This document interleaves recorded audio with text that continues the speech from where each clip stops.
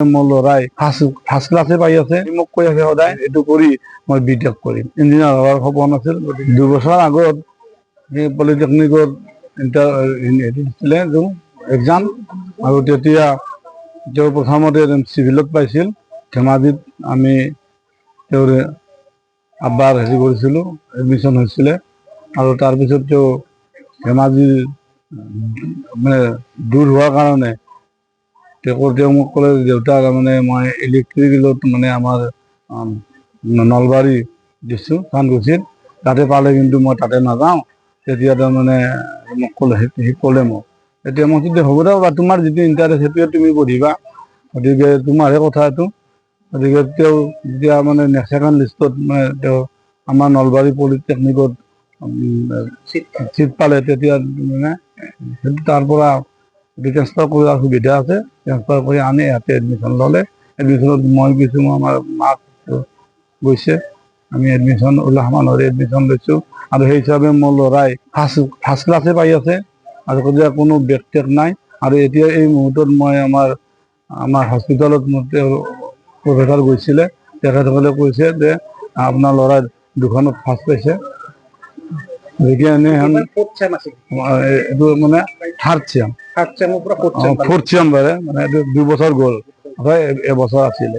মানে তাৰ সপোন আছিল ইঞ্জিনিয়াৰিং সপোন হৰি, তাৰমানে সি মোক কৈ আছে সদায় যে তাৰমানে মই এইটো পলিটেকনিক এইটো কৰি মই বিটেক কৰিম। মই কৈছোঁ যে আমাৰতো অসুবিধা বিশেষ নাই, গতিকে তুমি বিটেক কৰিব লাগিব। দুটাই ল'ৰা মোৰ, তুমি ডাঙৰ ল'ৰা, আৰু তোমাৰ ITI আৰু আগত তোমাৰ ইঞ্জিনিয়াৰ হোৱাৰ সপোন আছিল, গতিকে তুমি ইঞ্জিনিয়াৰ হ'বই লাগিব। সদায় তাৰ ইঞ্জিনিয়াৰ হোৱাই মানে মানসিকতা, যিকোনো মানে টেকনিকেল মানে বা ইঞ্জিন সম্পৰ্কীয় কামত সি মানে অতি পাৰ্গত। গাঁৱৰ মানুহ চবে জানে, যিকোনো মানে